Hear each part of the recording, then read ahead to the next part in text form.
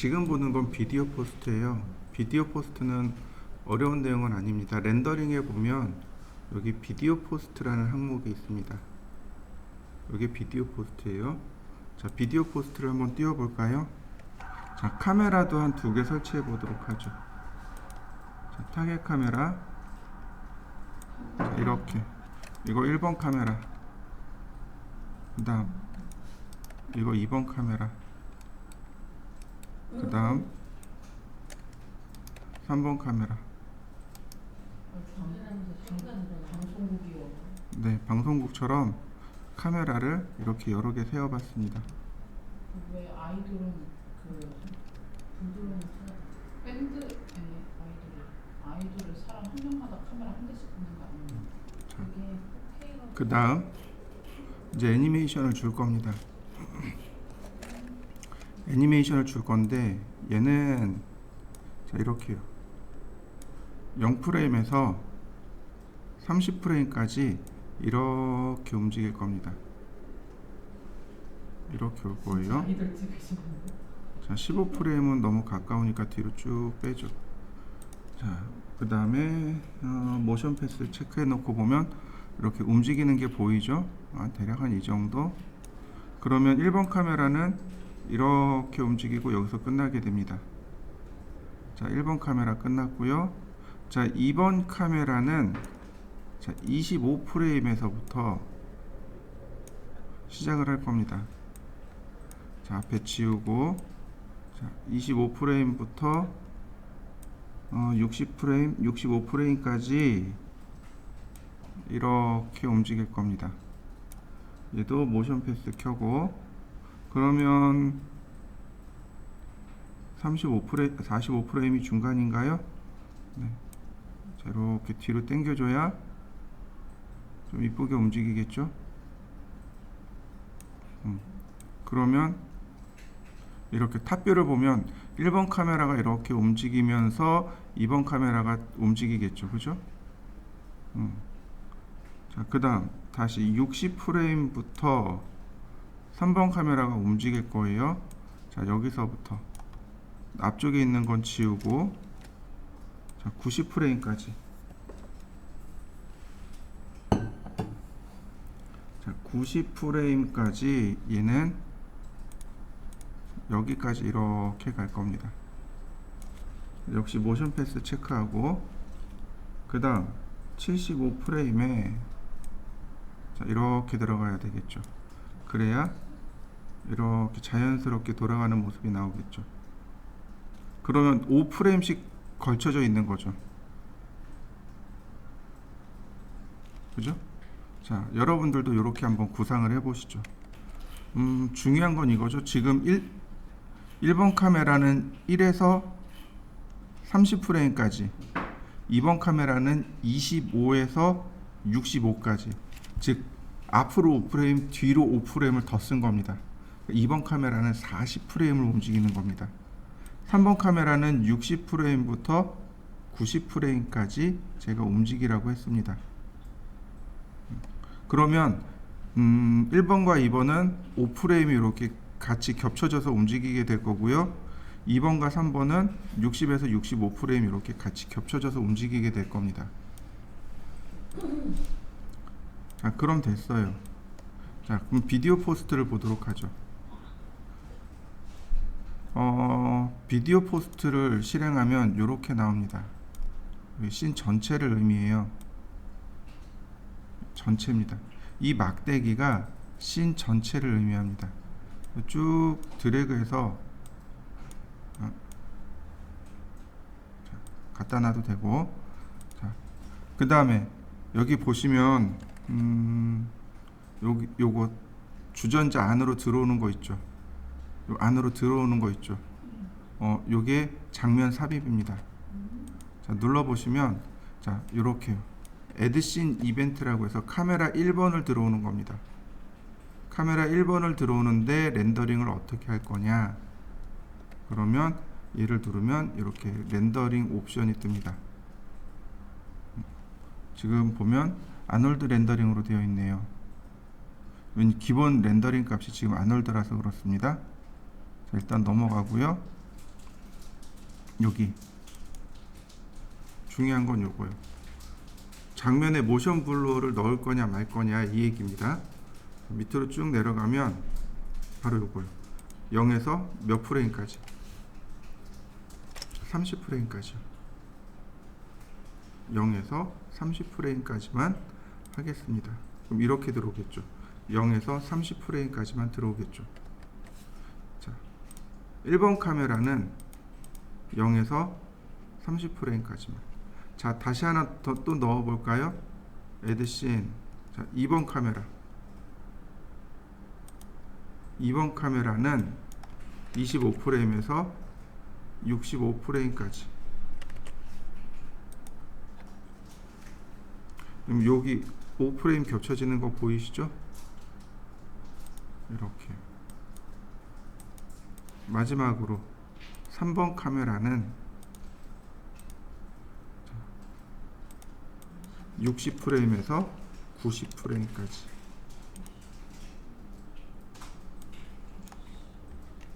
그러면 이렇게 씬이 완성이 됩니다. 1번, 2번, 3번. 자, 넣어 보시죠. 그 다음에는 이렇게 두 개를 선택합니다. 그 다음에는 이렇게 1번 카메라, 2번 카메라를 동시에 선택합니다. 그러면 여기가 겹쳐지는 부분이죠.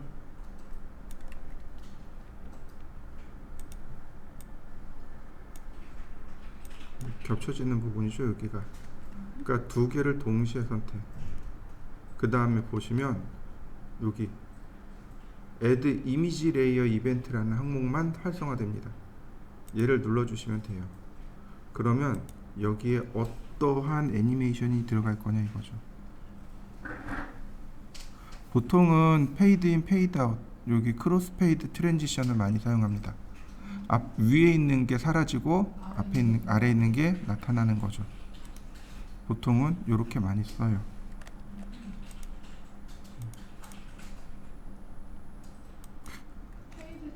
그 다음에 여기 타이밍 있죠?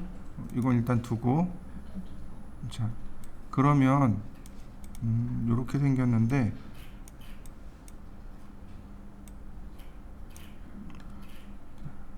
선택을 하시면 돼요.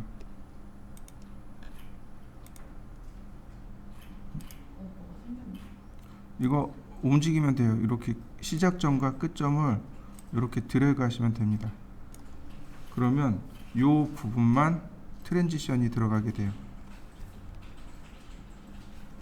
자, 3번과 2번과 3번도 똑같이 들어가야 되는데 어떤가요? 안 되죠. 그죠? 그럼 이건 순서가 틀렸다는 얘기예요. 자, 다시 지우고요. 그러면 2번하고 3번 먼저 트랜지션을 주고요. 이거 어떻게 줘요? 요 위에 델키 있어요. 요 위에 델키요. 그 다음에 2번하고 그 다음에 여기 트랜지션하고 얘하고 선택해서 다시 얘를 누르시면 됩니다. 자, 이렇게요. 선택하고 이렇게 트랜지션 선택하고 여기 X 표시 있죠.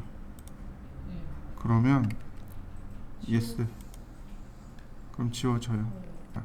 3번하고 2번 먼저 필터를 주시고 그 다음 필터하고 1번하고 다시 또 줍니다. 이렇게.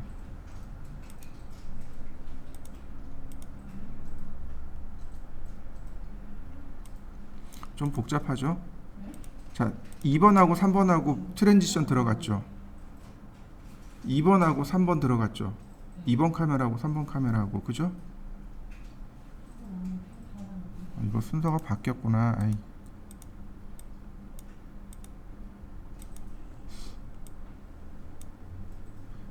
아니구나, 맞구나.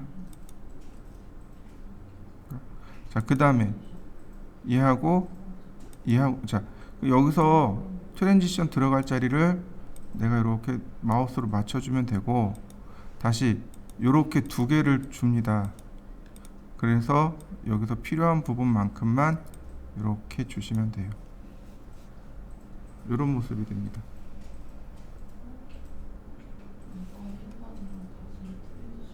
마지막으로 렌더링하는 방법이요. 지금 여기 보시면 얘가 씬이잖아요. 요건 이미지나 동영상 불러올 때 쓰는 겁니다. 기존에 저장되어 있는 이미지나 동영상을 불러오는 거고요. 자, 얘는 이제 필터고 맨 마지막 거 아웃풋이요. 아웃풋 이벤트. 얘를 눌러주면 여기 이제 비로소 파일로 저장하게 됩니다. 동영상 파일에다가 저장하죠. 테스트. 세이브. 포맷은 여기가 mp4가 없으니까 네, AVI 파일로 해서 세이브. 자, 퀄리티는 네, 오케이. 0프레임부터 90프레임까지 오케이. 그러면 이렇게 아웃풋 렌더가 완성이 됩니다. 제일 마지막으로 여기 사람 달리는 거 보이시나요?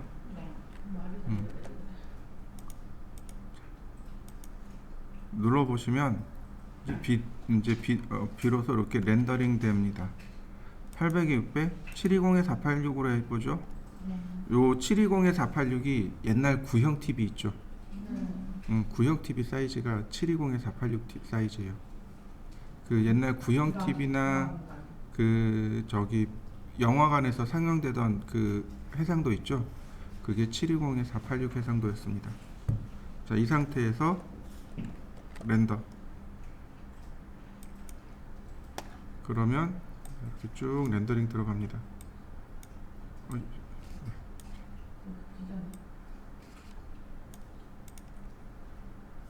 자, 저는 렌더링이 다 끝났네요. 그러면 렌더링 된 결과물을 보면 될 것 같은데요.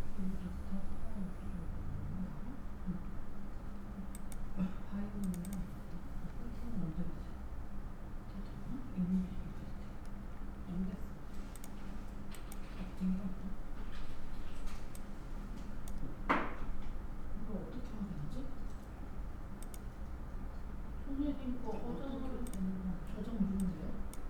아니면 세이브 이미지? 자, 이렇게 1초 정도 지나갔을 때 여기 겹쳐지는 거 보이시나요? 지금 두 장의 이미지가 나오는 거 보이시나요? 이렇게. 네. 페이드 아웃 되면서 네, 페이드 인 페이드 아웃이죠. 그 다음에 여기도 마찬가지로 여기가 지금 겹쳐지고 있죠. 페이드 인 페이드 아웃으로 겹쳐지고 있죠. 이게 이제 비디오 포스트의 역할입니다. 근데 그냥 장면 다 만들어 놓고 프리미어나 애프터 이펙트에서 편집하는 거나 비디오 포스트에서 편집하는 거나 사실은 똑같아요. 네, 어디가 조금 더 좋겠습니까? 전원 편집 프로그램이 훨씬 더 직관적이고 편하네요. 그렇죠. 아무래도 비디오 포스트는 사용하기가 좀 불편하죠. 그래서 어디서 하는 거예요? 영상 어디서 봐요? 그러면 이걸 이용해서 애니메이션을 하나 만들어 보죠. 자, 프론트에다가 글씨를 쓸 겁니다. 글씨는 어떤 거든 다 좋아요. 아무거나 써주세요. 이거 쉐입입니다. 쉐입에 텍스트를 하나 써주세요. 그리고 렉탱글도 하나 그려주세요. 자, 이렇게요.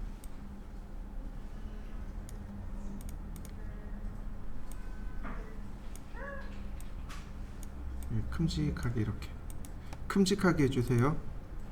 벽을 만들 겁니다. 벽에 글씨가 이렇게 구멍 뚫린 모양을 만들 거예요.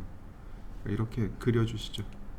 렉탱글은 조심해야 될 게 확대해 놓고 보면 이렇게 글자가 이렇게 여기가 이제 이렇게 겹쳐 있는 경우들도 있습니다.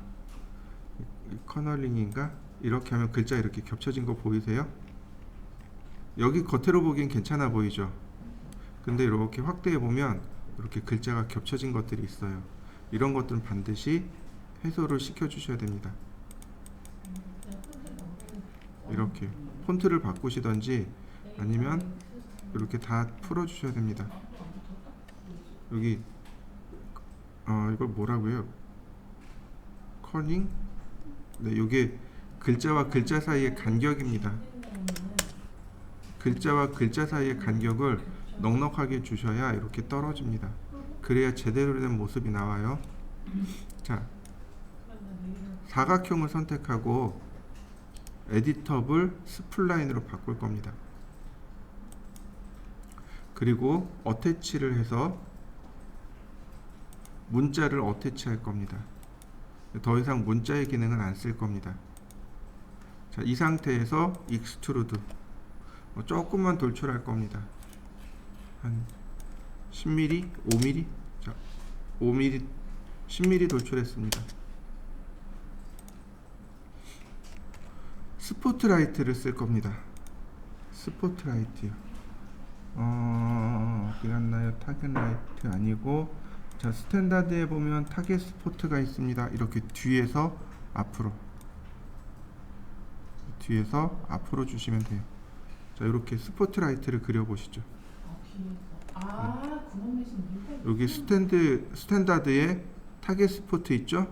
이거를 탑뷰에서 이렇게 뒤에서 앞으로 그리시면 돼요. 라이트가 여기 있고 빛의 방향은 이쪽입니다. 우린 카메라를 앞에 두고 이렇게 볼 거예요. 그러니까 빛이 이 구멍을 통해서 나오는 효과를 볼 겁니다. 자, 이렇게 그려보시죠.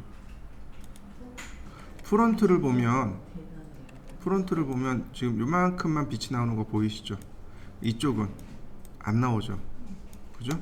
요게 지금 콘이 요만큼이잖아요. 그러니까 여기는 빛의 영향을 받지만 여긴 영향을 안 받는단 말이죠. 자, 그래서 조명의 모양을 바꿀 겁니다. 자, 조명의 모양을 사각형으로 바꿀 건데 스포트라이트 파라미터에 보시면 여기 형상이 서클이고 렉탱글이고 이렇게 두 가지가 있습니다. 렉탱글로 바꾸시면 돼요. 서클에서 렉탱글로 바꾸세요. 그러면 이렇게 사각형 모양으로 바뀝니다. 자, 바꿔보시죠. 이게 비율이 안 맞는 거죠. 그러니까 여기 보시면 아스펙트라는 게 있어요. 비율이요. 움직여 보세요. 그럼 비율이 맞는 거 보이시나요? 이렇게 비율을 조절해 줄 수 있어요. 비율을 조절하고 여기 핫스포트하고 팔로프를 이렇게 조절해 주시면 어떤가요? 이 안쪽에만 이렇게 빛이 들어가는 거죠. 핫스폿과 팔로프를 조절해 보세요. 자, 그러면 자, 모습이 이런 모습이 됩니다. 근데 이러고 제가 렌더링 해봤어요. 자, 렌더링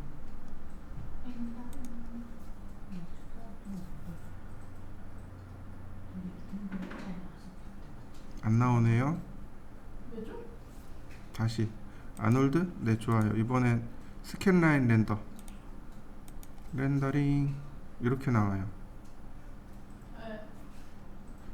자, 주변에 빛이 하나도 없어서 Vray 렌더링 빛이 없어서 빛이 뒤에서 나오는 거잖아요. 역광이잖아요. 그러니까 이렇게 나와요. 자, 일단 여기까지 해보세요. 이건 스캔라인 렌더로 해볼 겁니다. 뭐 Vray로 하셔도 이렇게 되긴 해요. 근데 스캔라인 렌더를 쓸 겁니다. 그러면 빛이 어떻게 뚫고 나오냐면 이건 조명에다 효과를 줘야 되는데, 자, 조명 효과 중에 우리 배운 거 있어요. 여기 앰모스피어릭 이펙트라는 효과예요. 볼륨 라이팅 효과를 주면 돼요. 자, 여기 애들을 눌러서 추가를 할 겁니다. 볼륨 라이팅. 오케이. 자, 그러면 여기 이제 볼륨 라이팅 효과가 이렇게 들어갑니다. 자,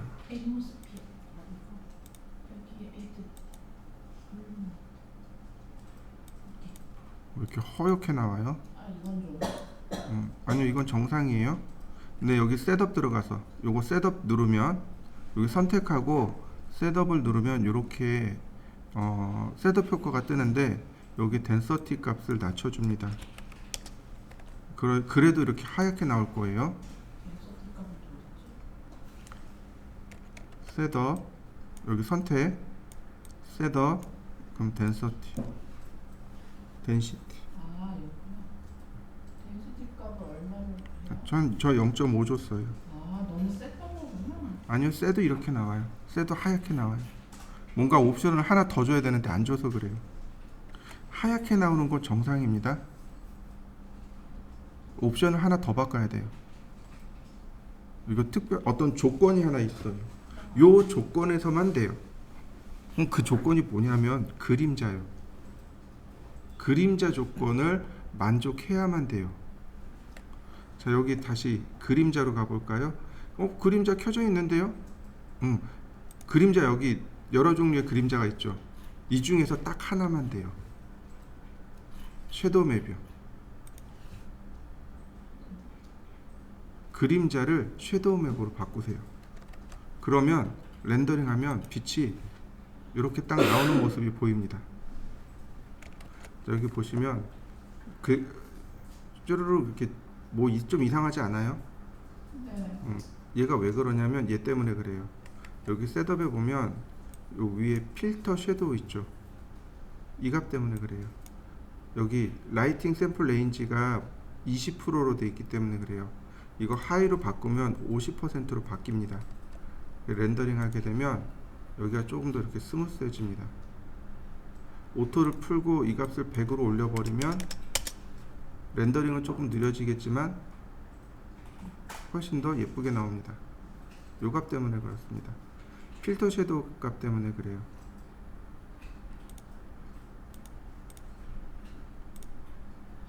하이로 놓고 놓으면 그나마 좀 볼만할 거예요. 자, 한번 해보시죠. 자, 이번엔 카메라요. 자, 카메라를 만들겠습니다. 자, 타겟 카메라. 카메라는 또 앞쪽에서 보여. 그렇죠. 이렇게 앞에서 뒤로. 자, 카메라. 이런 모습이죠. 이렇게요. 자, 애니메이션 주고, 자, 시간 주고, 다시 시간 주고.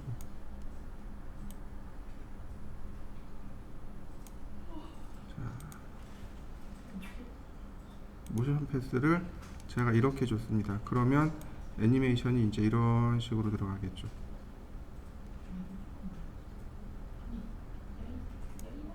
저는 이렇게 애니메이션을 줘봤습니다. 네, 결론은 렌더링을 해야지 아는 거죠. 자, 렌더 옵션.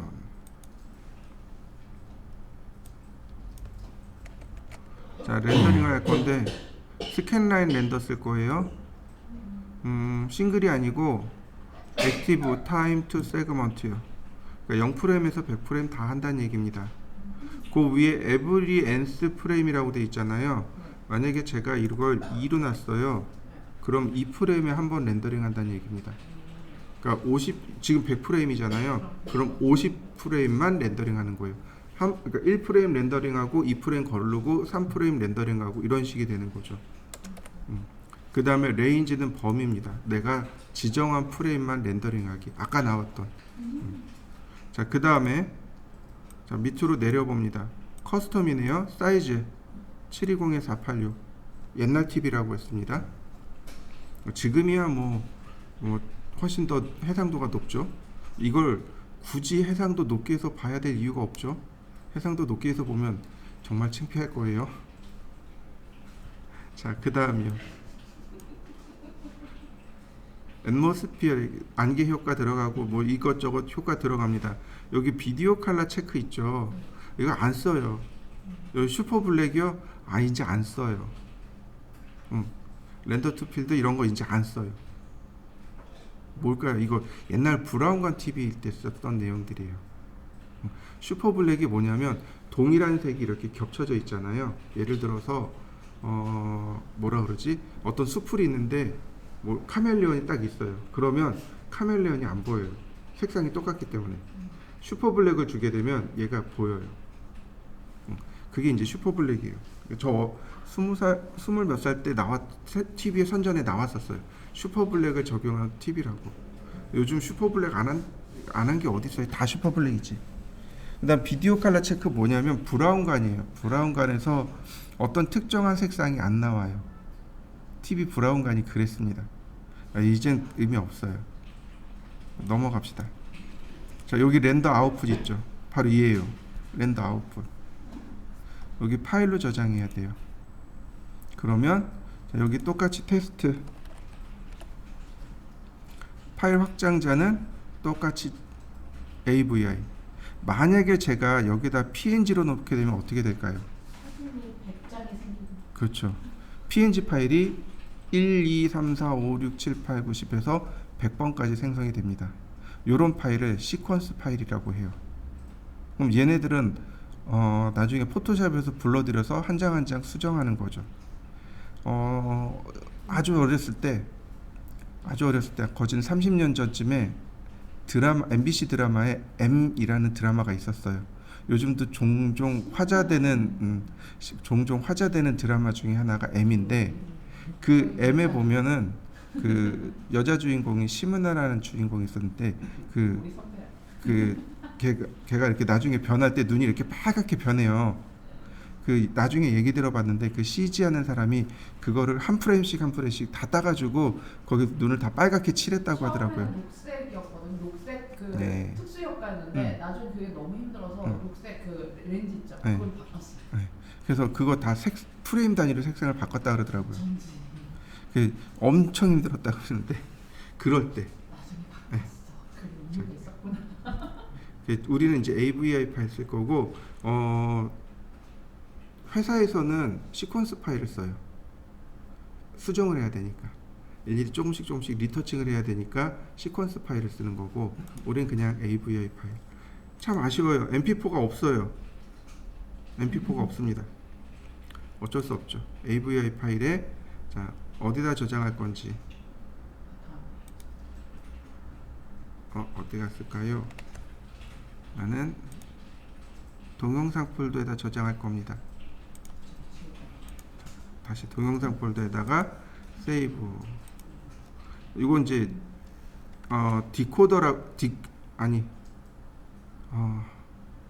인코죠.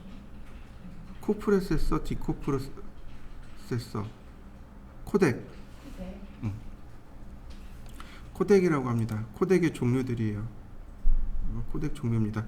여기 언코프로세서 그러면 파일 어마무시하게 큰 파일로 나옵니다. 반드시 MJPEG. 요게 이제 MP4. 근데 보통 이제 DV 비디오 엔코더 쓰시면 돼요. 네. 화질 손상이 좀 적어서 그렇습니다. 그리고 OK.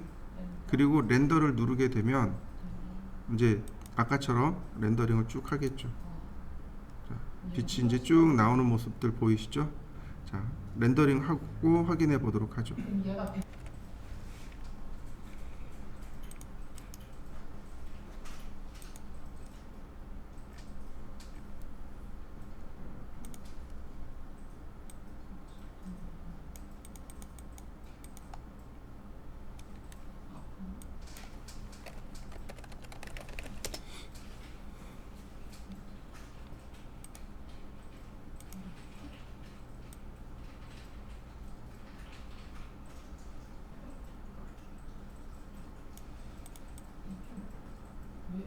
왜 인도하는?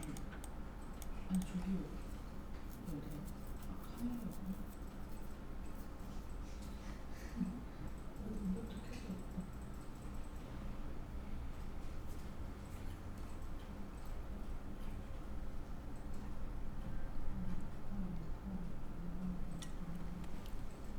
자, 옴니라이트 넣었나요? 자, 그러면 무슨 값을 낮추시냐면 인텐서티 값을 낮추세요. 한 15 정도? 그리고 다시 한번 렌더링을 해보시면 돼요. 글로브의 인텐시티가 뭐죠? 아니요, 그냥 파라미터의 인텐서티요. 파라미터. 그러면 이렇게 빛의 효과가 나타납니다. 사이즈도 100으로 되어 있으니까 줄여보세요. 그러면 크기가 줄어듭니다. 이렇게. 파라미터 어디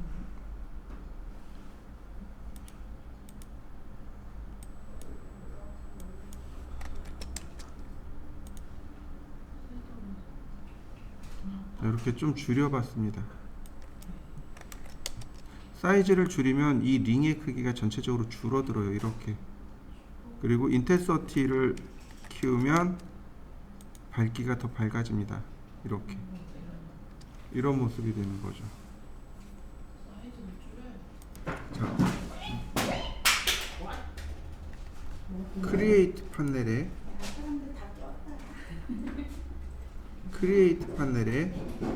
여기 헬퍼에 눌러 보시면 여기 앰모스피어릭 어퍼처라는 것이 있습니다. 헬퍼에 보시면 앰모스피어릭 효과가 있습니다. 여기에 요 세 가지가 앰모스피어릭 효과인데, 앰모스피어릭이 안개죠. 대기 효과입니다. 이 중에 이제 스피어를 써도 좋고 박스나 실린더가 좋은데, 요번엔 스피어 구슬 모양의 안개를 만들 겁니다. 자, 이렇게 키워 보시죠. 자, 그 다음 모디파이 탭으로 넘어갔습니다. 모디파이고요. 밑으로 이렇게 내려가면 반지름이 있고 힘 스피어가 있죠. 요거 반구요. 이렇게 반구. 온전한 구슬 반구. 자, 이렇게 있습니다. 이 반구도 종종 쓰고요. 그 다음에 구슬도 종종 써요. 자, 그 다음에 여기 효과 주기가 있죠. 애드 버튼 누르시게 되면 효과가 이렇게 나옵니다. 여기에 파이어 이펙트요. 파이어 이펙트 선택하고 오케이. 그럼 이제 끝난 겁니다. 셋업 눌러서 보시면 확인할 수 있어요. 셋업. 그러면 자, 여기 파이어 이펙트 있습니다. 파이어 이펙트 들어와 있죠. 여기 파이어 이펙트. 자, 밑으로 내려가면 이렇게 나옵니다. 기주모 선택하고 색상이 있고요. 파이어볼, 텐드릴, 스트레치 이렇게 쭉 나옵니다. 여기 덴서티에서 농도 나오죠. 익스플로전도 있습니다. 자, 일단 이 상태로 놓고 렌더링.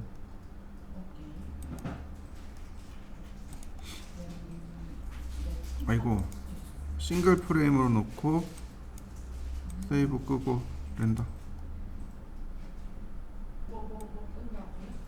다시 싱글.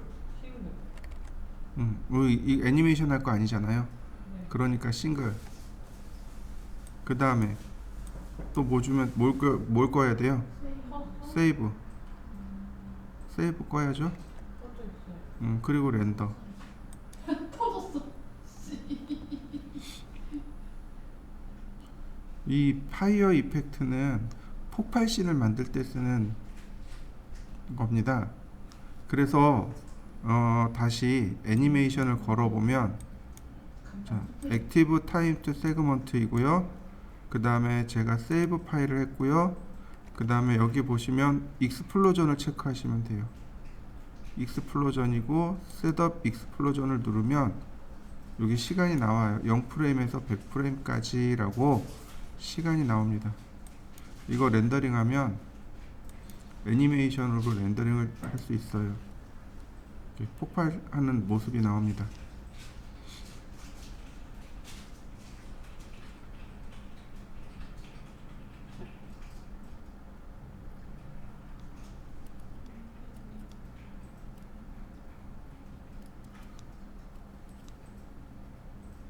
(0에서) 100프레임까지.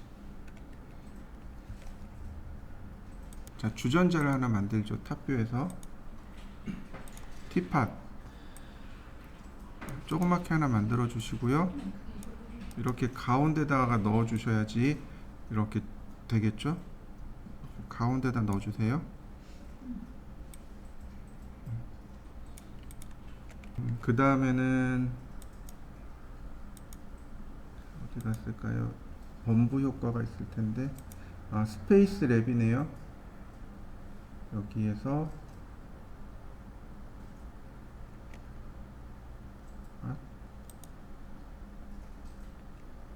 소스. 여기 지오메트릭에 보면 여기 보시면 여기 지오메트릭에 보시면 범브라고 있어요. 여기 폭탄입니다. 이 폭탄을 이렇게 가운데다 놓는데 중요한 거는 이 프론트나 레프트에서 주시면 안 돼요. 탑에서 주셔야 돼요. 이게 무슨 얘기냐면 탑에다가 주어야 폭발이 이렇게 일어나요. 만약에 프론트에다가 이렇게 주잖아요. 그럼 폭발의 방향이 이렇게 돼요. 이해되시나요?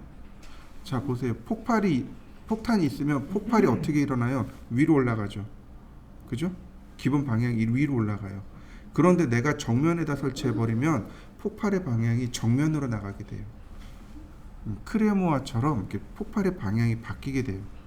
반드시 폭발의 방향은 탑에다 놓으셔야 됩니다. 그 다음 여기 바인드 스페이스 랩 있죠? 얘를 통해서 바인딩을 겁니다. 주전자를 먼저 선택하신 거예요? 아니요. 폭발을 먼저 폭발, 선택하고 네. 주전자에 갖다 대신 거예요? 네, 폭발을 먼저 선택하시고 자, 바인드 해서 주전자를 선택하시면 돼요.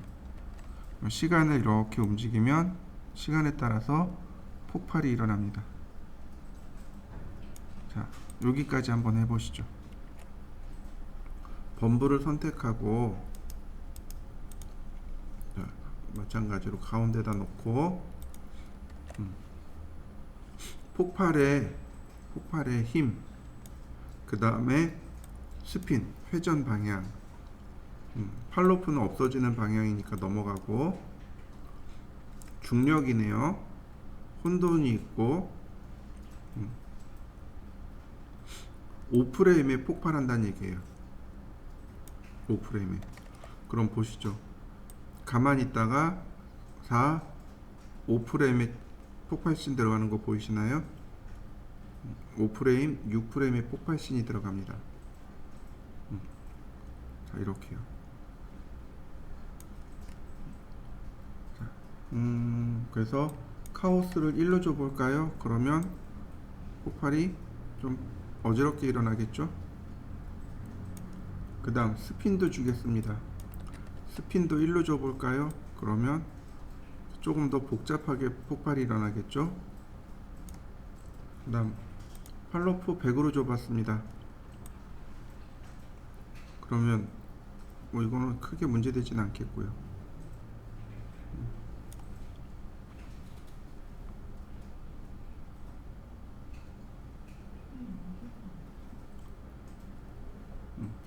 이제 5프레임부터 주라고 했습니다. 그러면 5프레임에 이제 폭발신이 일어나겠죠. 이렇게. 그래서 한 30프레임 정도면 다 끝나겠네요. 그죠? 자, 5에서 30프레임에만 효과를 넣어 보도록 하죠. 자, 다시 파이어 이펙트에 들어와서 시간을 셋업을 바꿔 보도록 하죠. 5에서 30프레임으로. 자, 그리고 렌더링.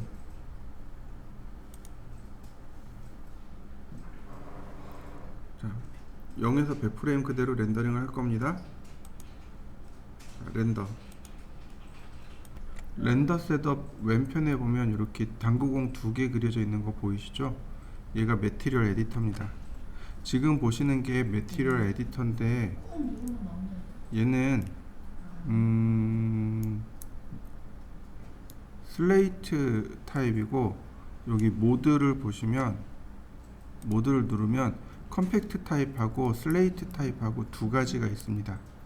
컴팩트 타입을 쓰게 되면 이렇게 당구공 모양으로 나오게 되고, 슬레이트 타입으로 놓게 되면 이렇게 나옵니다. 보는 건 컴팩트 타입이 조금 더 보기 쉬워요.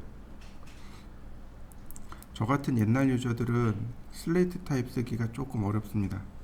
근데 슬레이트 타입도 쓰다 보면 또 쓸만해요. 아닌가요? 네. 쓰기 쉬운 건 아무래도 컴팩트 타입이 조금 더 쉽습니다. 뭐 어떤 걸 가든 상관은 없습니다. 자, 이게 재질이네요. 이 슬레이트 타입도 마찬가지로 여기서 재질을 여기 매티리얼 있죠? 이 재질을 드래그 앤 드랍으로 끌고 옵니다. 그리고 선택을 하면 바로 여기에 똑같이 나와요. 여기서 드래그해서 드랍, 셀렉트 그러면 여기에 내용이 똑같이 나옵니다. 똑같이 볼 수 있어요. 이거 선택을 해야 여기서 드래그해서 드랍으로 끄집어내시면 됩니다. 어이구 어디 갔냐. 자, 보시면 컴팩트 타입입니다. 컴팩트 타입이 보기 쉬우니까 컴팩트 타입으로 하고 나중에 슬레이트를 연결해서 보시면 돼요. 지금 여기 보시면 얘네들이 재질이에요. 하나하나가 재질입니다. 근데 어디를 보시냐면 오른쪽에 가면 여기를 눌러보세요. 샘플 타입이 있습니다. 누르고 있으면 나와요. 누르고 있으면 나옵니다. 샘플 타입을 내가 바꿔줄 수 있어요. 이런 식으로 다 따로따로 지정해 줄 수 있습니다. 결론은 샘플 타입은 세 가지예요. 구슬, 사각형, 육면체. 스케치업의 샘플 타입은 좀 많았죠. 맥스의 샘플은 3개입니다. 몇 개 안 돼요. 자, 그 다음에 그 아래쪽에 보면 얘가 백라이트입니다. 백라이트가 이렇게 사라집니다. 여기 보시면 위에하고 아래하고 비교해 보시면 돼요. 백라이트는 뒤에서 오는 조명, 백라이트입니다. 그리고 배경 들어간 거 보이시나요? 배경이 이렇게 들어가야 하는 거였을까요? 네, 배경이 들어가야 재질을 확인할 수 있습니다. 이게 너무 하잖아요. 이게 3D 맥스 이전에 3D 스튜디오라는 프로그램이 있었어요. 거기도 이렇게 돼 있었어요. 안 변합니다, 얘네들은. 투명한 재질 같은 걸 확인하라고. 네, 재질 확인하기 위해서 만들어진 겁니다. 자, 그 다음 나머지는 쭉 넘어가셔도 좋아요. 쭉 넘어가셔도 좋은데 요 아래쪽으로 가면 여기 피지컬 머티리얼 있죠. 피지컬 매티리얼 현재 재질의 종류입니다. 얘를 눌러보세요. 그럼 여기 쭉 나오죠. 매티리얼의 종류들이 쭉 나옵니다.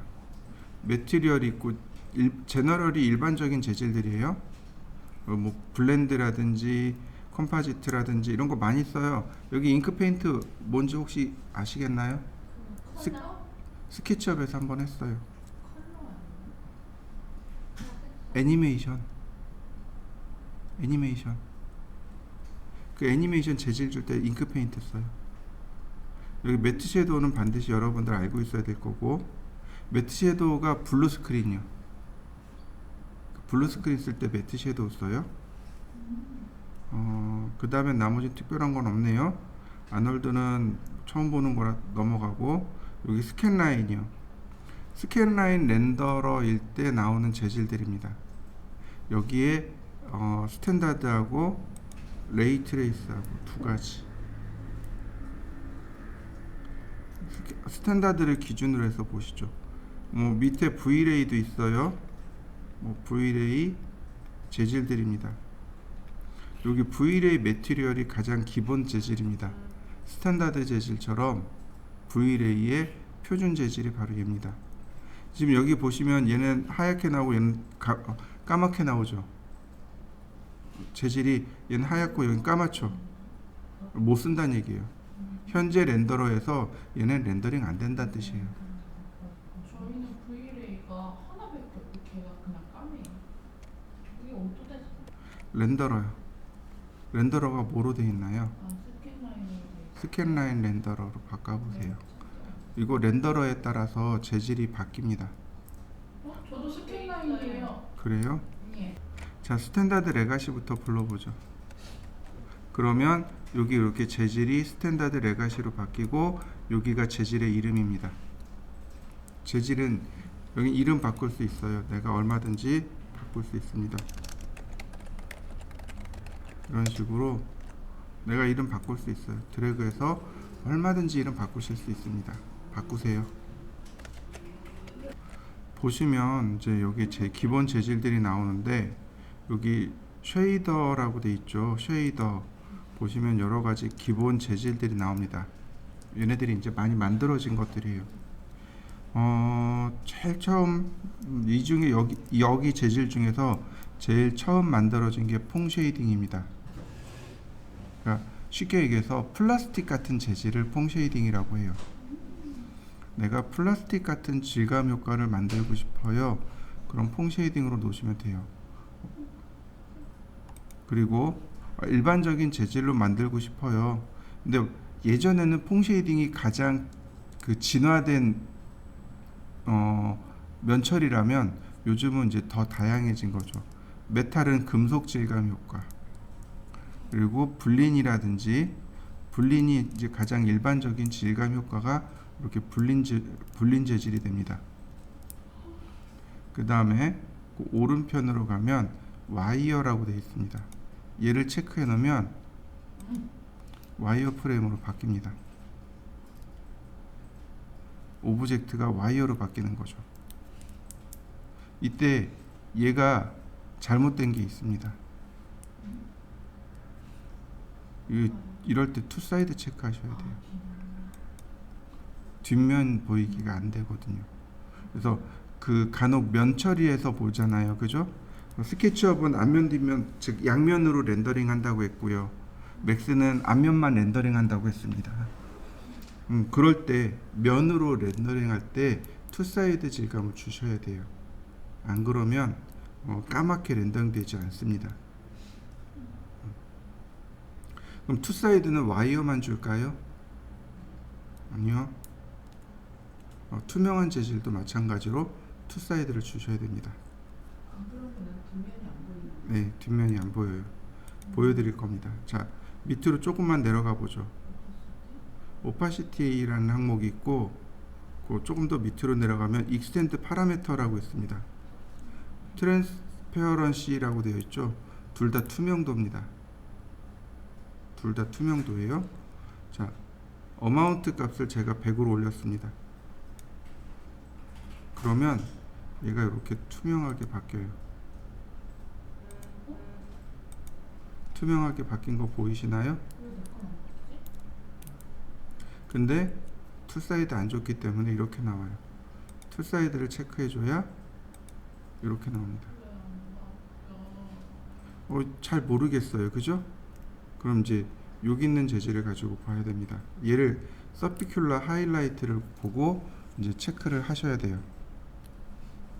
자, 서피큘러 레벨입니다. 얼마만큼 빛을 강하게 반사할 것인가, 범위는 어떤가. 자, 하이라이트가 4개 일어난 거 보이시나요? 투사이드를 끄면 하이라이트가 2번 일어납니다. 이렇게요.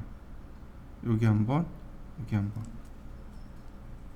이 지금 뒷면이 없는 경우예요. 그래서 이런 경우는 투사이드를 체크해주면 하이라이트가 4번 일어나요. 자, 한번 해보시죠. 선생님,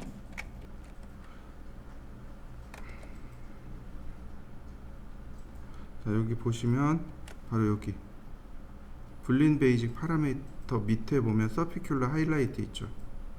글로스니스하고 서피큘러가 있는데, 서피큘러가 빛을 반사하는 정도를 말해요. 이렇게 오른편에 그래프 보이시죠? 빛을 반사하는 정도입니다. 예를 들어서 가죽 같은 경우는 아주 미세하게 반사한단 말이죠. 그러니까 미세하게. 그런데 플라스틱이나 금속 쪽으로 가면 어떻게 돼요? 빛을 이렇게 강하게 반사하게 되는 거죠. 이런 식으로. 그리고 얘는 범위예요. 좁게냐 넓게냐. 그럼 이렇게 빛을 좁게 반사할 수도 있고 넓게 반사할 수도 있고. 근데 여기 이제 불림 말고 그 위에 애니소 트래픽이라고 있습니다. 애니소 트래픽은 이런 재질이 아니에요. 애니소 트래픽은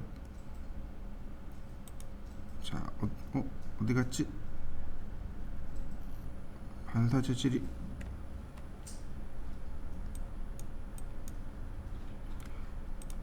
여기 있다.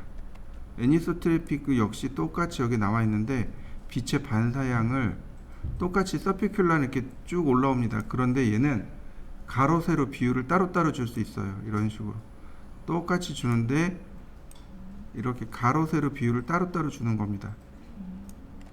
그러면 이런 식으로 빛의 반사가 내가 원하는 대로 이렇게 나올 수 있습니다.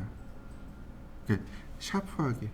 예를 들어서 형광등에 빛을 반사한다 그러면 이런 모습으로 반사하겠죠. 빛의 반사량을 이런 식으로 따로 조절해 줄 수 있어요. 애니소 트래픽은 이렇게 빛의 반사량을 별도로 조정할 수 있습니다.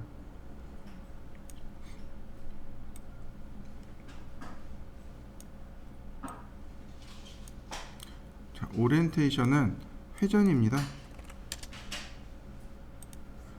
그러면 얘가 이렇게 돌아가 버려요. 가지고는 안 보일 테니까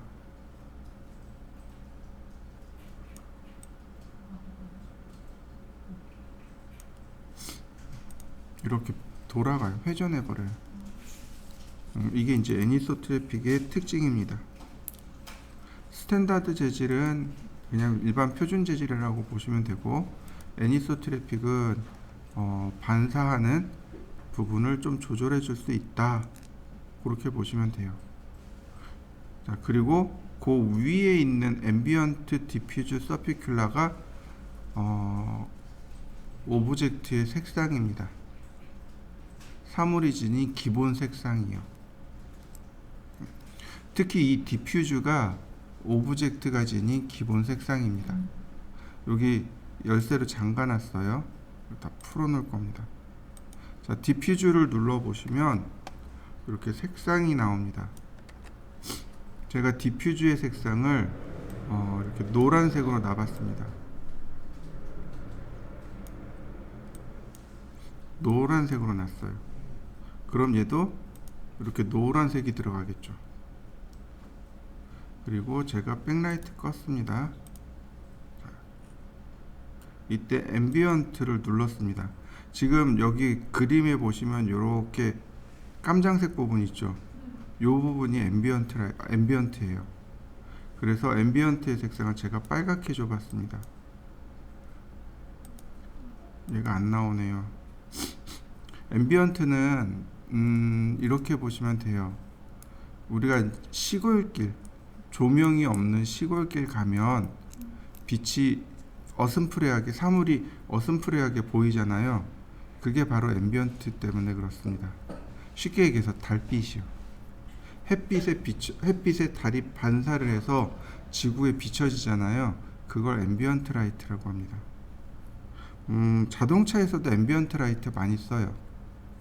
자동차에 보시면 그 일반 조명 말고 그 분위기 맞춰주는 조명을 앰비언트 라이트라고 합니다. 근데 여기서는 그림자에 대한 조명을 앰비언트라고 해요. 그 다음 서피큘라는 빛을 반사할 때 사용하는 조명입니다.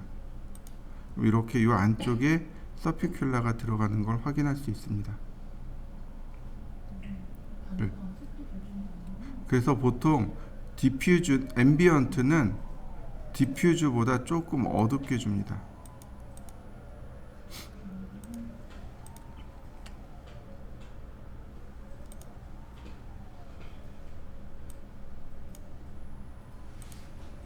이런 식으로 보통 디퓨즈하고 앰비언트는 똑같은 색을 줘요. 서피큘라만 빛을 반사하기 때문에 하얀색을 만들어 줍니다. 그러면 이렇게 기본 질감이 만들어집니다. 그 오른쪽으로 가면 셀프 일루미네이션이라는 항목이 있습니다. 셀프, 자기 스스로란 뜻이죠. 일루미네이션은 조명입니다. 자기 스스로 조명이란 뜻이 됩니다. 이 값을 켜면,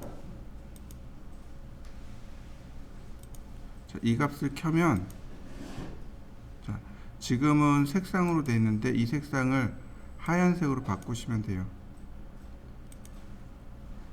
그러면 뭐처럼 되냐면 야광이요. 네온등이나 야광등처럼 자기 스스로 빛을 내는 효과가 되어버립니다. 빛처럼요. 그러니까 조명 효과를 낼 때 사용하는 게 요 셀프 일루미네이션 효과입니다. 근데 조명처럼 그렇게 밝지는 않아요. 조명처럼 이렇게 막 환하게 밝은 건 아니고 그냥 야광처럼 보여요. 네온등처럼 보입니다. 그러면 일루미네이션 효과가 사라집니다.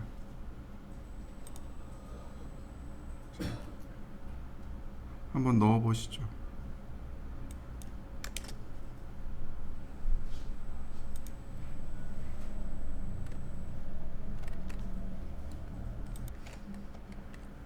그 다음에 보면 오파시티입니다. 오파시티는 우리나라 말로 하면 불투명이란 뜻이에요. 이 값을 낮추면, 이렇게 값을 낮추면 얘가 불투명해집니다. 이렇게 유리처럼 불투명해져요.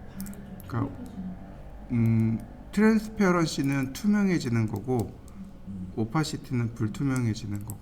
오파시티 수치를 낮추면 투명해지는 거 아니에요? 그래서 숫자를 올리면 불투명해지죠. 네. 트랜스페어런시는 숫자를 올리면 투명해지고. 투명해지고, 오파시티는 숫자를 올리면 불투명해지고. 네. 보통 오파시티는 잘 안 써요. 그럼 뭘 쓰냐면 조금 아까 봤던 여기는 트랜스페어런시를 쓰는데, 여기 보면 팔로프라는 이야기가 나오죠. 팔로프라는 단어가 몇 번 나왔어요. 수업 시간에. 조명에서 나옵니다. 사라지는 방향이요. 투명도가 사라지는 방향이요.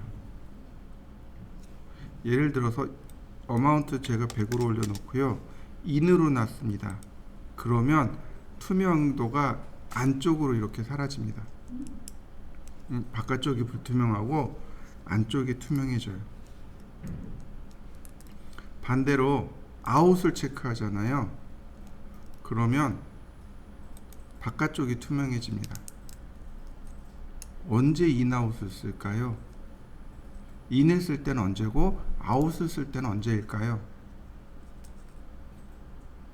인을 쓸 때는 유리 질감을 쓸 땐 인을 씁니다. 유리는 겉에 테두리가 또렷해요. 안쪽이 조금 더 투명합니다. 아웃을 쓸 때는 언제일까요? 스모그요. 스모그는 가운데가 불투명하고 바깥쪽이 투명하죠. 그러니까 스모그 같은 재질을 쓸 때는 아웃을 주시면 돼요. 또 여기 보면 필터가 있어요. 서브트랙티브하고 에디티브하고 두 가지가 있습니다. 자, 인을 놓은 경우는 에디티브를 놔주세요. 그러면 더하기 선택이 되기 때문에 더 밝게 투명하게 바뀝니다. 이렇게 더 밝고 깨끗한 투명도를 얻어낼 수 있어요. 그에 비해서 서브트랙티브를 선택해 버리면 탁하고 불투명하게 나옵니다. 이해되셨나요? 내가 스모그라도 좀 맑게 뽑아내고 싶어요. 그럼 에디티브를 선택하시면 돼요. 유리라도 좀 탁한 유리를 쓰고 싶어요. 먼지 많은 유리 쓰고 싶어요. 그러면 서브트랙티브를 선택하시면 됩니다. 상황에 따라서 결정하시면 돼요. 그리고 그 밑에 보면 IOR은 빛의 굴절도를 쓰는 말입니다. 빛의 굴절율이요. 그리고 오른쪽으로 넘어가면 와이어 사이즈 보이시나요? 이게 누구랑 쓰는 거냐면 아까 봤던 이 와이어, 얘하고 쓰는 겁니다. 와이어로 놓게 되면 어떻게 돼요? 와이어 프레임으로 나오잖아요. 이 와이어의 선 굵기요. 1픽셀로 되어 있네요. 제가 10픽셀로 놔봤습니다. 두꺼워진 거 보이시나요? 너무 두꺼워서 안 보이나요? 3픽셀이요. 자, 그러면 두꺼워진 거 보이시나요? 이건 와이어랑 같이 쓰시면 되겠고,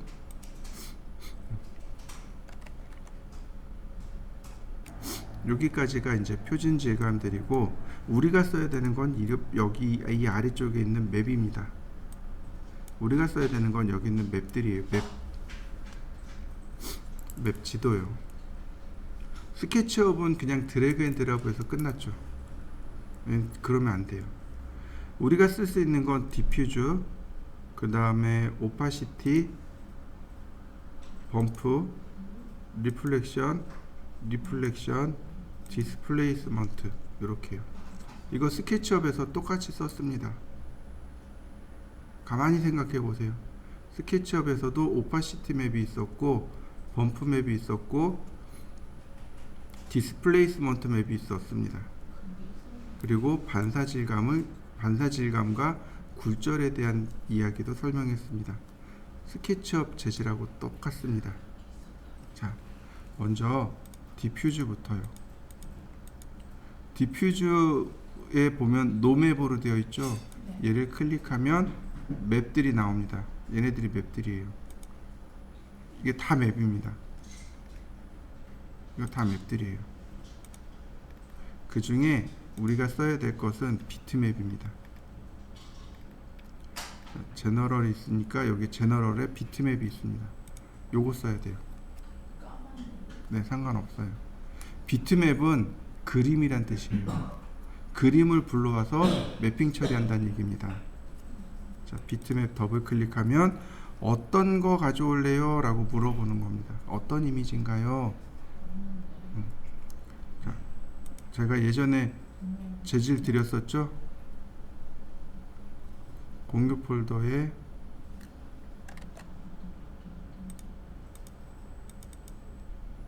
이거 아니네.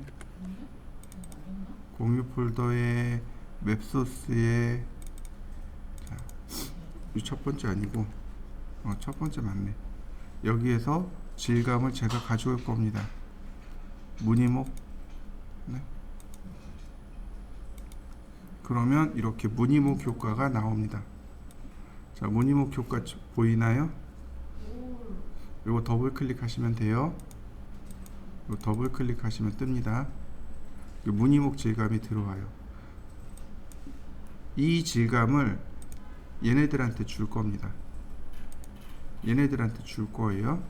드래그해서 드랍, 드래그해서 드랍, 또는 선택하고 여기 보시면 요거 Assign Material to Selection. 스케치업에도 요 기능이 있었죠.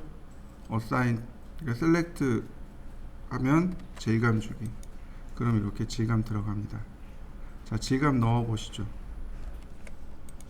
재질이 들어갔어요. 재질 표현 잘 됐고요. 자, 이렇게 재질이 들어갈 수 있었던 이유, 재질이 들어가는 이유, 자, 보시면은요, 객체 선택했죠. 밑으로 쭉 내려가면 여기 Generate Mapping Coordinate, 맵 좌표 만들기, 얘가 있어서 그래요. 여러분들이 모델링 하잖아요. 그러면 이 Generate Mapping Coordinate가 없습니다. 에디터블 폴리로 만들면 이 Generate Mapping Coordinate가 없습니다. 이해되시나요? 이거 스탠다드잖아요. 표준 재질들은 이거 표준 객체들이잖아요. 얘네들은 전부 다 Generate Mapping Coordinate가 있습니다. 기본 맵 좌표들이 전부 다 있어요. 그래서 그냥 생각 없이 좌표를 쓸 수 있는 겁니다. 그러면 우리가 만든 것들은 어떻게 할까요? 매핑이라는 작업을 해줘야 돼요. 그래서 매핑 작업을 해야 됩니다. 선택하고 선택하고 여기 모디파이 리스트에 가면 모디피어 리스트에 가면 여기에 UVW 맵이라고 있습니다. 여기요. UVW 맵이라고 있습니다. 얘를 쓰는 겁니다. 이 UVW 맵을 써야만 비로소 온전하게 내가 재질을 부여해 줄 수 있습니다. 자, 한번 입력해 보시죠. 얘를 이렇게 에디터블 폴리로 바꿔버린 경우에 이럴 땐 제너레이트 매핑 코디네이터가 없다는 얘기예요. 여기에 안 나온다는 얘기예요. 무슨 얘기인지 이해되시나요? 근데 우리가 작업하면 보통 에디터블 폴리로 작업하지 박스로 작업하진 않잖아요. 그러면 이렇게 폴리로 만들게 되면 우리가 써야 되는 게 바로 UVW 맵이란 얘기죠. 이렇게 UVW 맵을 줘야 된다는 이야기죠. 그런데 이렇게 나와요. 여기는 질감이 나오고 여기는 질감이 안 나왔어요. 마치 책을 쌓아 놓으면 책 표면에 옆에 이렇게 쭉 늘어진 것처럼. 그게 왜 그러냐면 바로 얘 때문에 그래요. 여기 매핑 위치, 매핑의 모양이 이렇게 다양하게 있기 때문에 그렇습니다. 이게 매핑 모양들이에요. 플레이너 평면형 매핑이요. 내가 지정한 면으로 매핑하기. 실린더컬 원형으로 매핑하기. 스피어컬 구형으로 매핑하기. 싱크랩도 구형으로 매핑하기입니다. 박스 육면체로 매핑하기. 지금 얘 같은 경우는 박스로 매핑을 해줘야 돼요. 페이스 맵, 이건 면별로 매핑하기입니다. 페이스 맵은 잘 안 써요. 보통 이렇게 실린더 맵이나 뭐 플레이너 맵이나 박스 맵을 좀 쓰겠죠. 자, 매핑을 한번 바꿔보시죠. 제가 옆에다가 박스도 만들어 놨어요. 근데 얘는 거의 평면이죠. 자, 평면 재질을 줬고요. 자, 보시면 여기 재질이 들어가면 옆에 대각선으로 이렇게 들어갑니다. 얘는 재질 사용 안 한 거, 얘는 현재 장면에 재질이 들어가 있는 거, 이렇게 들어갑니다. 모양이 이렇게 바뀌어요. 그리고 반드시 이렇게 재질이 들어가면 UVW 맵을 주셔야 됩니다. UVW 맵을 이렇게 주셔야 되는데 옆면에 보면 이렇게 늘어진 것처럼 보일 거예요. 그건 왜 그러냐면 이 UVW 맵의 모양이 평면이기 때문에 그렇습니다. 여기 평면에만 재질을 보여라. 그럼 나머지 옆면은요? 안 보이는 겁니다. 그래서 이렇게 뒤집어 놓으면 앞뒷면은 보여요. 그런데 둘레로는 재질이 안 들어갑니다. 이걸 플레이너 맵이라고 하는데 여기 매핑의 종류 보이시나요? 플레이너, 실린더, 스피어컬, 싱크랩, 박스 이렇게 있습니다. 요걸 지금 우리가 봐야 되는 거예요. 탑뷰에서 보시면 이렇게 탑뷰에서 보시면 질감이 이렇게 들어간 걸 확인할 수 있습니다. 여기 서버 오브젝트 눌러보면 기즈모가 나와요. 이 기즈모를 움직이면 재질이 움직입니다. 이 기즈모를 움직이게 되면 재질이 움직이게 돼요. 이렇게 이 기즈모 있죠? 얘가 이미지의 크기입니다. 그리고 가만히 살펴보면은요, 여기 꼭지점 보이시죠? 이렇게 꼭지점 보이시죠? 얘가 그림의 위쪽이란 뜻입니다. 요 꼭지점이 있는 게 그림의 위쪽이란 뜻이고, 이렇게 기즈모 안으로 들어가면 여기 초록색 선 보이시죠? 이게 그림의 오른쪽이란 뜻입니다. 그림의 위쪽, 오른쪽 이런 뜻이에요. 이렇게 위쪽과 오른쪽. 그래서 방향을 체크할 수 있습니다. 그림이 뒤집어지거나 위아래로 또는 좌우로 뒤집어질 수 있잖아요. 이걸 보고 체크하는 겁니다. 그림의 위쪽과 오른쪽입니다. 이렇게 체크하는 겁니다. 그래서 이 기즈모가 있는 면에만 들어가요. 자, 자, 예를 들어서 지금 여기 박스가 있잖아요. 여기도 똑같이 플레이너 맵을 줬는데 이렇게 탑뷰에 보면 플레이너 맵을 줬는데 로테이트를 할 겁니다. 자, 제가 이렇게 로테이트 했어요. 그러면 어떻게 되나요? 로테이트 된 이 면에는 질감이 들어가지만 여긴 질감이 빠져 있는 거 보이시나요? 자, 여러분들도 한번 해보시죠. 기즈모의 그 기즈모를 위치를 좀 바꿔보기도 하고 회전시켜 보기도 하고, 그래서 재질의 위치를 조절해 보시죠. 그럼 이와 같은 경우는 어떤 류의 맵을 주면 될까요? 네, 여기 박스 맵이요. 여기 박스 맵을 주시면 돼요. 그러면 박스처럼 전체 면에 이렇게 딱 들어가요. 알맞게 딱 들어갑니다. 그러면 얘네들은요. 자, 구슬이잖아요. UVW 맵. 자, 여기도 UVW 맵. 구슬입니다. 얘도 구슬, 얘도 구슬. 근데 구슬이 맵이 두 가지입니다. 스피어컬하고 싱크랩하고. 구슬 재질 주는 방법이 두 가지예요. 이해가 안 되죠? 근데 여러분들 가만히 보시죠. 사탕 포장하는 방법이요. 사탕이 있어요. 포장지를 쭉 마른 다음에 좌우에서 딱 쪼매면 되죠. 첫 번째. 두 번째, 사탕이 있어요. 이렇게 해서 아래쪽에서 딱 쪼매면 되죠. 추파춥스요. 일반적인 알사탕은 좌우에서 쪼매잖아요. 그죠? 이 스피어컬이 위아래에서 쪼맨 겁니다. 스피어컬은 위아래에서 쪼맨 거고, 싱크랩은 바로 저희 추파추스처럼 돼요. 자, 보세요. 얘는 스피어컬. 그러니까 스피어컬이다 보니까 어떻게 돼요? 재질이 위아래에서 모이는 거 보이시나요? 지구본처럼 이렇게 위아래에서 모입니다. 자, 얘는 싱크랩입니다. 포장한 거예요. 그래서 어떻게 되냐면 재질이 다 밑에서 이렇게 모인 겁니다. 추파춥스처럼 여기서 다 모인 거예요. 그러니까 구를 포장하는 방법이 두 가지가 있는 겁니다. 이렇게. 자, 한번 해보시죠. 실린더네요. 자, UVW 맵.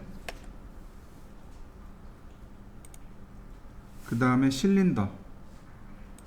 실린더로 주면 이렇게 둘레로 포장이 됩니다. 둘레로 포장이 되는데 역시 캡이 있습니다. 캡을 누르면 이렇게 위아래 뚜껑까지 질감이 들어가게 돼요. 이렇게 총 하나, 둘, 셋, 넷, 다섯 가지의 질감이, 그러니까 다섯 가지로 매핑하는 방법이 나옵니다. 근데 이거 말고 또 있어요. 여기에 나와 있는 대로 페이스맵이나 XYZ2, UVW나 뭐 이런 것들이 있는데 이거 말고도 하나가 또 있습니다. 그 언랩까지 해야 돼요. 자, 일단 여기까지 하나씩 다 해보시죠. 그 다음에 이제 그 밑으로 내려가면 바로 여기 랭슨과 위드와 하이트가 있습니다. 랭슨이 이렇게요. 크기를 조절하는 겁니다. 기즈모의 크기를 조절하는 거예요. 이런 식으로. 그러면 나머지가 자연스럽게 이렇게 패턴으로 들어가게 됩니다. 기즈모의 크기를 내가 사이즈로 조절하는 게 여기 위드 하이트고, 근데 이거 상관없이 기즈모 들어가면 스케일로 얼마든지 조절할 수 있습니다. 이렇게 스케일로 얼마든지 조절할 수도 있고요. 또는 그냥 여기서 이렇게 조절하셔도 좋아요. 그럼 여러분들 편의대로 작업하시면 됩니다. 자, 사이즈를 한번 조절해 보시는데 두 가지 방법 다 해보세요. 자, 그 다음에는요, 그 밑에 보면 U 타일, V 타일, W 타일이라는 것이 있습니다. U 타일을 이렇게 가로 방향으로 타일링해서 들어가는 거 보이시나요? 이렇게 타일링. 그 다음에 V 타일은 Y 방향이 되겠죠. 이렇게. 그러면 UV를 동시에 주게 되면 이렇게 체크 무늬가 되겠네요. 그러면 W는 뭘까? 어느 방향을 W라고 할까요? 바로 이렇게 Z 방향이요. X 방향으로, Y 방향으로, 그 다음에 Z 방향으로. 여기선 안 나오네요. X, Y, Z 방향이고, 플립은 무슨 뜻이냐면 좌우 반전이요. 이미지를 좌우 또는 상하로 반전시키는 기능이 플립입니다. 자, 한번 해보시죠. 채널은 넘어가고 얼라인먼트가 있네요. 얼라인먼트는 이 기즈모의 크기를 맞출 때 사용하는 명령어입니다. 자, 먼저 제가 기즈모의 크기를 제가 이렇게 조절해 봤습니다. 피트를 누르게 되면 기즈모가 오브젝트에 딱 맞게 들어갑니다. 피팅 룸이라는 게 있죠. 옷가게 가면 옷을 이렇게 맞춰 보잖아요. 기즈모하고 오브젝트의 크기를 똑같게 맞추는 걸 피트라고 합니다. 자, 한번 해보시죠. 그 다음에는 센터라는 게 있네요. 기즈모의 크기를 제가 이렇게 바꾸고 이동도 해봤습니다. 기즈모가 이렇게 틀어진 거 보이시죠? 이럴 때 센터 버튼을 누르면 이렇게 가운데 딱 들어옵니다. 자, 그 다음에 보시면 비트맵 피트라는 것이 있습니다. 이건 뭐냐면은 어떤 내가 외부에 저장되어 있는 파일의 크기를 가져다가 적용해 주는 겁니다. 지금 이 그림의 위치가 크기가 가로 세로 비율이 정확한가요? 모르죠. 정확하지 않아요. 그러니까 비트맵 피트를 눌러서 이 그림을 찾아갑니다. 이 그림이 요거네요. 선택하면 맥스가 이 그림의 가로 대 세로의 비율을 불러옵니다. 읽어서 여기다 적용해 주는 겁니다. 이렇게요. 스케일로 키우면 이제 가로 세로 비율이 똑같은 거죠. 가로 대 세로의 비율을 그림을 통해서 가져오는 겁니다. 그러면 이렇게 가져오면 뭐가 좋냐라면 바로 이렇게 그 비율, 그러니까 그림이 찌그러지지 않는다는 거죠. 찌그러지지 않고 나머지는 전부 다 타일로 적당히 넣어줄 수 있습니다. 한번 해보시죠. 자, 탑뷰입니다. 그러면 탑뷰를 클릭하면 탑뷰에 맞춰져요. 프론트 뷰를 선택하고 뷰 얼라인 누르면 프론트 뷰에 맞춥니다. 레프트 뷰를 선택하고 뷰 얼라인 그러면 뷰에 맞춰져요. 그냥 뷰에 맞춰주는 기능입니다. 이렇게요. 근데 퍼스펙티브예요. 그리고 뷰 얼라인 누르면 퍼스펙티브에 일자로 딱 맞춰집니다. 뷰포트에 맞추기란 뜻이에요. 자, 한 번씩 눌러보시죠. 리전 핏은 뭐냐면 이 리전 핏은 내가 그리는 겁니다. 이렇게 그리는 겁니다. 그려서 그 크기를 맞추는 겁니다.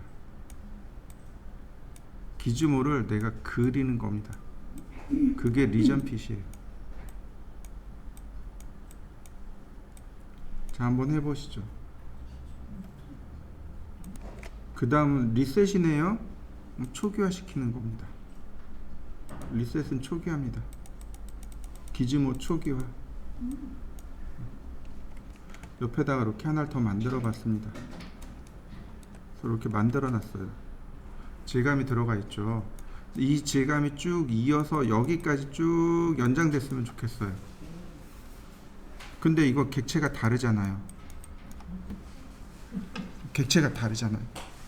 또 기즈모도 다르잖아요. 이럴 때 쓰는 게 어콰이어입니다. 어콰이어 가져오기.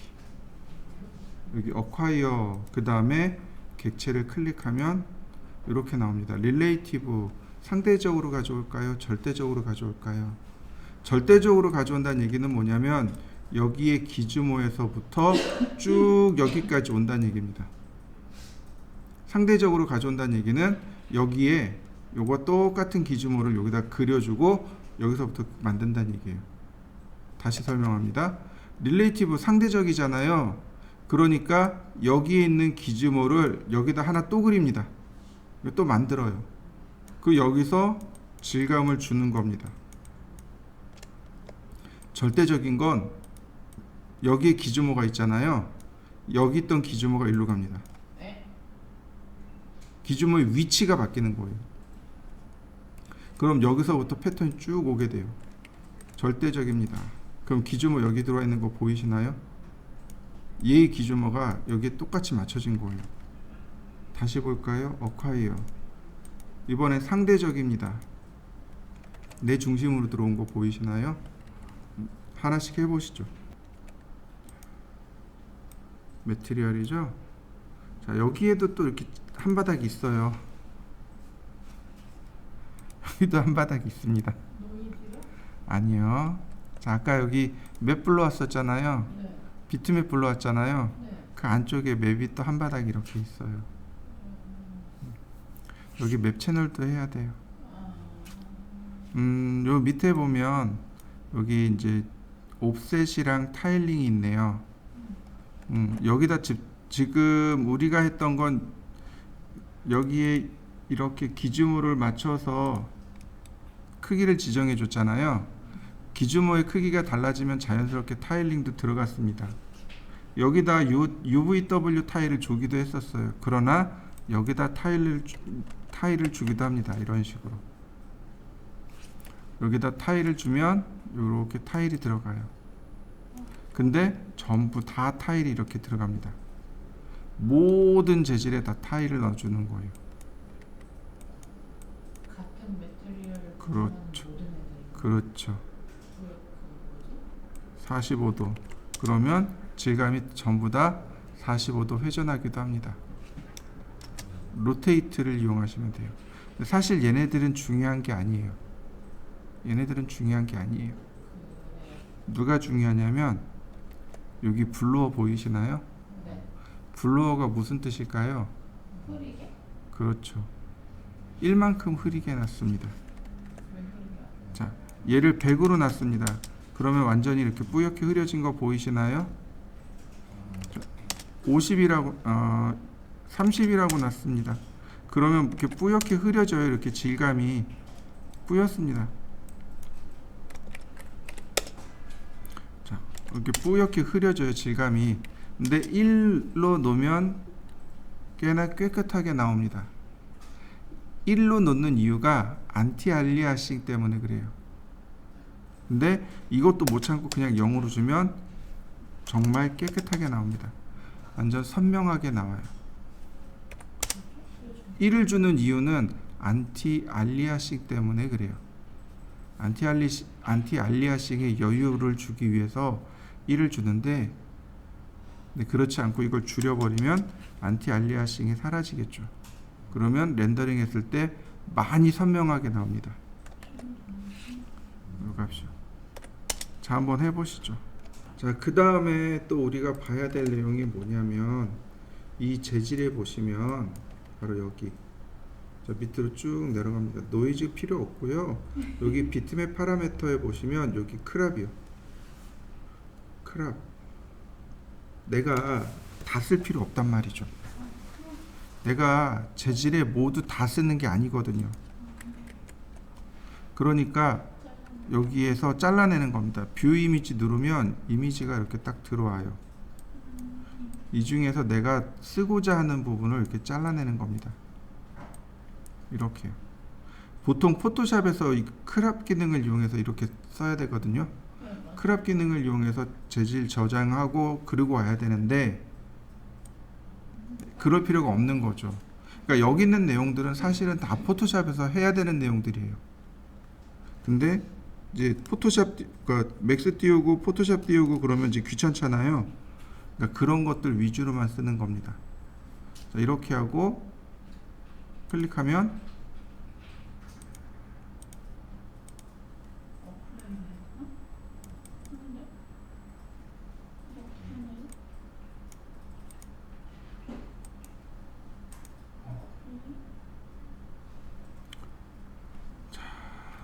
렌더링을 걸면 나오겠죠?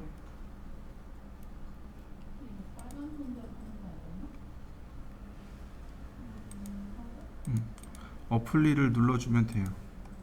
어플리를 눌러주면 굳이 렌더링까지 하지 않더라도 이렇게 딱 적용돼서 나옵니다. 플레이스. 크랍은 잘라서 확대해 주는 거고 플레이스는 이렇게 자르고 나머지도 그냥 보여주는 겁니다. 그러니까 크랍 쓰는 거예요. 자, 한번 해보시죠. 자, 밑으로 내려옵니다. 이렇게 쭉 내려오면 시간이 있는데 굳이 시간 쓸 필요 없고, 여기 보시면 아웃풋 보면, 아웃풋 보면 인버트라는 게 있습니다. 인버트요. 색상 반전. 그러면 이렇게 색상이 반전됩니다. 얘는 렌더링 하고요.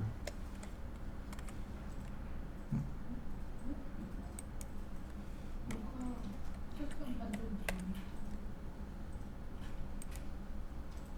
이렇게 색상이 반전 들어갑니다. 아, 인버트 렌더. 랜덤 해놓은 음. 자, 한번 해보시죠.